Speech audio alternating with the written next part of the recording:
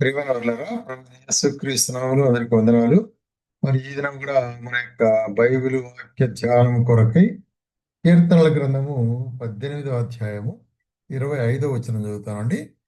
కీర్తనల గ్రంథము 18వ అధ్యాయం 25వ వచనం. దయగల వారి ఎడల నీవు దయ చూపించదు, యథార్థవంతుల ఎడల యథార్థముగా నందు. దయగల వారి ఎడల దయ చూపించదు. కాబట్టి ఇక్కడ కీర్తనకర్త తన యొక్క మరి కీర్తనలో చెప్పే ఉద్దేశం ఏంటంటే, దయ చూపించు వారి పక్షముగా నీవు దయ చూపించవని కూడా. ఇది మరి ఎట్లాగంటే అనేక సందర్భాల్లో మరి దావీదు సౌలు తన్ను మరి చంపేదానికి వచ్చినప్పటికి కూడాను మరి చూసినట్లయితే దావీదైతే దయ చూపించున్నాడు. అందుకొరకే దేవుడు ఆఖరిగా దావీదు మీద సంపూర్ణమైన కృప చూపించాడు. కాబట్టి కీర్తన కూడా అటువంటి సందర్భాలను రాస్తుంటున్నాడు. మనం గమనించినట్లయితే 37వ కీర్తనలో కూడా ఏమంటాడంటే, 37వ కీర్తనలో ఒక మాట చెప్తుంటున్నాడు. 37వ కీర్తన 25వ వచనములు, నేను చిన్నవాడనై ఉంటిని, ఇప్పుడు ముసలివాడనై ఉన్నాను, ఆయనను నీతిమంతులు విడవగొట్టు గాని వారి సంతానం విషమితుడుగా నేను చూచి ఉండలేదు. కాబట్టి దావీదు ఏమంటాడంటే తన సాక్ష్యం, నేను చిన్నవారిగా ఉన్నాను, నా అనుభవంలో చెప్తుంటున్నాను ఏంటంటే, మరి నీతిమంతులు విడవగొట్టు కానీ వారి సంతానం కూడా బిచ్చమెత్తేది నేను చూడలేదంటాడు. ఎందుకంటే నీతిమంతులు లేక యథార్థవంతుల సంతానానికి కూడా దేవుడు సహాయం చేసేవాడు ఉంటున్నాడు అనే కార్యాన్ని మనం జ్ఞాపం చేసుకోవాల్సి అనుకుంటున్నాం. కాబట్టి నీ యొక్క నీతివంతత్వము, నీ యొక్క యథార్థత అనేటువంటిది నీ మట్టుకు ఆశీర్వాదమే కాకుండా నీ పిల్లలకు కూడా ఆశీర్వాదం ఉంటుంది అనేటువంటిది దేవుని వాక్యంలో మనకు బయలుపరచబడే కార్యం అనమాట. కాబట్టి దేవుడు తన ప్రజల పట్లగా మరి యథార్థవంతుల పట్ల న్యాయంగా ప్రవర్తించే వారి పట్ల ఏం చూపిస్తాడైనా కృప చూపించేవాడుగా ఉంటున్నాడు. కొన్ని సందర్భాలు మనం చూసుకుందాం దీంట్లో. మరి ఆదికాండం 39వ అధ్యాయంలో మనం గమనించినట్లయితే ఇక్కడ యోసేపు మరి నిర్నిమిత్తముగా జైలుకు పంపబడి ఉంటున్నాడు. అందుకొరకే చూసినట్లయితే చెరసాల్లో వేయబడి ఉంటున్నాడు. తాను చేయనటువంటి యొక్క తప్పిదం కొరకై చెరసాల్లో వేయను. అయితే చూడండి 39వ అధ్యాయం 21వ వచనంలో, అయితే యెహోవా యోసేపునకు తోడై ఉండి అతని ఎందుకు కనికరపడి అతని మీదను అతని చెరసాల యొక్క అధిపతి మీద కటాక్షం కలుగజేసెను. చూసారా? కాబట్టి దేవుడు తన బిడ్డల పట్ల కటాక్షము కలుగజేసేదంటే కొంతమందిని ఉపయోగించుకుంటాడు. చెరసాల అధిపతిని ఉపయోగించుకున్నాడు. ఎందుకంటే యోసేపు యథార్థవంతుడు కాబట్టి యథార్థవంతులను ఆయన విడిచిపెట్టేవాడు కాదు.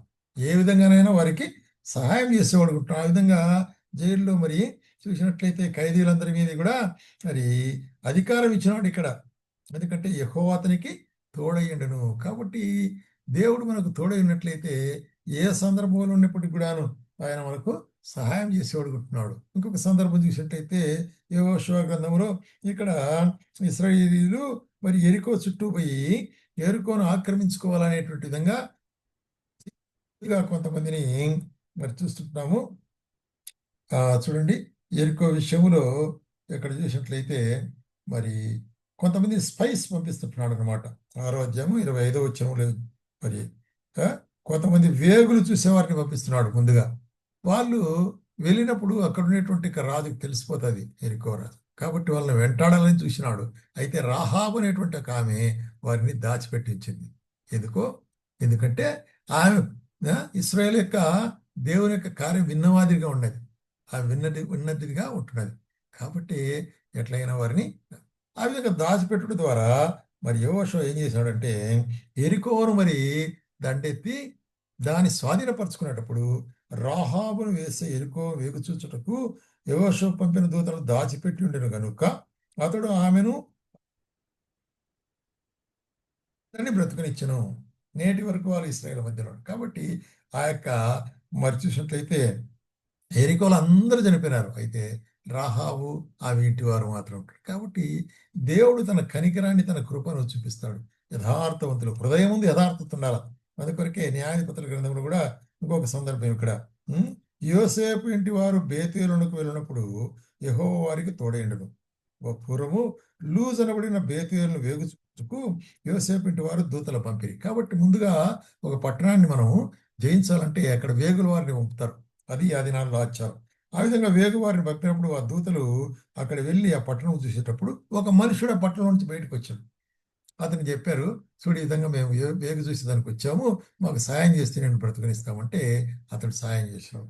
అట్లే విధంగా చెప్పినట్లు వారు అతన్ని బ్రతుకునిచ్చడం ద్వారా మరి అతడు ఏం చేశాడంటే ఆ మనుషుడు ఇతీయుల దేశానికి వెళ్ళి ఒక పట్టణం కట్టించి దానికి లూజు అని పేరు పెట్టాడు. కాబట్టి ఆ మనుషుని మరి కుటుంబాన్ని కూడా అక్కడ కాబట్టి దేవుని యొక్క ఉద్దేశము దేవుని చిత్తము అనేటువంటిది మరి ఏ విధంగా అనేటువంటి కార్యం బయలుదేరుతున్నదని చూస్తున్నాం. అందుకొరకే దావీదు కూడా ఏమంటాడంటే మొదటి సమూయేలు గ్రంథంలో మనం చూస్తున్నాం 24వ అధ్యాయంలో మరి సౌలు దావీదును వెంటాడుతుంటున్నాడు దావీదును చంపాలని. ఎందుకు? దావీదు మీద ఈర్ష్య కలిగింది. ఎందుకంటే తన్ను విడిచి దేవుడు మరి దావీదును అభిషేకించినాడు రాజుగా. కాబట్టి మరి ఈర్ష్యతో వెంటబడుతున్నాడు. ఒకసారి ఏమైంది, అడవిలో ఒక గుహలోనికి పోయినాడు.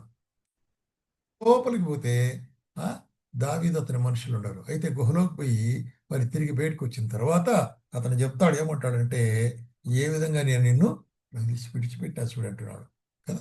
చూసినట్టయితే మరి ఇక్కడ మరి ఏన్గేది అరణ్యం అక్కడ గుహలో ఉండేటప్పుడు కాబట్టి ఏమంటున్నాడు ఇక్కడ, నేను నిన్ను విడిచిపెట్టాను అంటున్నాడు. 24:10 ఏమంటాడంటే యెహోవా నిన్ను ఎలా గుహలో నా చేతికి అప్పగించనో అది నీవు కళ్ళారా చూచితివి. కొందరు నిన్ను చంపుదమని నాతో చెప్పినా కూడా నేను నిన్ను చంపలేదు. కాబట్టి నా యథార్థతను చూసి దేవుడు నాకు సహాయం చేస్తాడు. నేను నిన్ను చంపిండొచ్చు, సమస్య తీరిపోతుంది. అయితే నేను అట్లా చేయను. దేవుడు అభిషేకించిన వారిని నేను చంపను అనేటువంటి యథార్థత తన హృదయంలో ఉంది. కాబట్టి దేవుడు మరి దావీదుకి సాయం చేసి దాని తర్వాత ఎట్లాగైనా దావీదుని తప్పించి రాజుగా చేసినాడు. ఇది దేవుని యొక్క ఉద్దేశం. కాబట్టి దేవుని యొక్క ఉద్దేశం నెరవేర్చబడేటప్పుడు ఆయన ఏ విధంగానైనాను తన యొక్క కార్యాలు బయలుపరిచేవాడుకుంటున్నాడు. అందుకొరకే ఏమంటాడంటే సామెతల గ్రంథంలో 21వ అధ్యాయం, యెహోవా చేతిలో రాజుల హృదయం నీటి కాలువలే ఉన్నది, ఆయన తన చిత్తవృత్తి చొప్పున దానిని తిప్పును. కాబట్టి రాజుల హృదయమే యెహోవా హృదయం, యెహోవా చేతిలో ఉంటుంది, దేవుని చేతిలో ఉంటుంది. కాబట్టి ఆయన తన చిత్తానుసారంగా తనకిష్టమైన మనుషుల వైపు, తనకిష్టమైన మనుషుల మీద కనికరం, తనకిష్టమైన మనుషుల మీద సహాయం. చూసారా? కాబట్టి ప్రియమైన సోదర సోదరి, ఈ కార్యాన్ని నీకు నా జీవితాల్లో గమనించాలి. మనం యేసుప్రభువుని నమ్మి ఆయన బిడ్డలుగా ఉన్నట్లయితే, యథార్థముగా మనం నడిచినట్లయితే ఆయన మనకి ఎటువంటి సందర్భంలో కూడా ఏ విధంగానైనా ఆయన మనకు సహాయం చేసేవాడు ఉంటాడు. అందుకొరకే మరి కీర్తనకర్త ఏమంటాడంటే, దయగలవారెడలా నీ దయ చూపించదు. కాబట్టి దయ, కనికరం, కృప అటువంటిది మనం కలిగి ఉండాలి.